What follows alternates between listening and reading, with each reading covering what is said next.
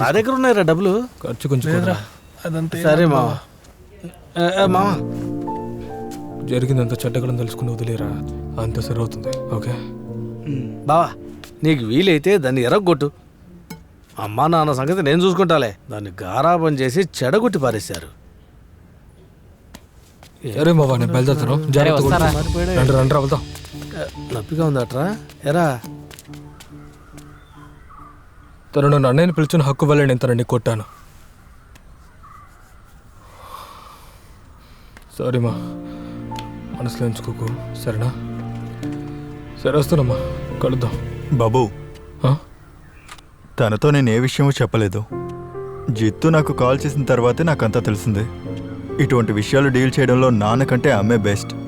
ఇంకా నీలాంటి అన్నయ్య ఉంటే ఎటువంటి సమస్య రాదు బాబు.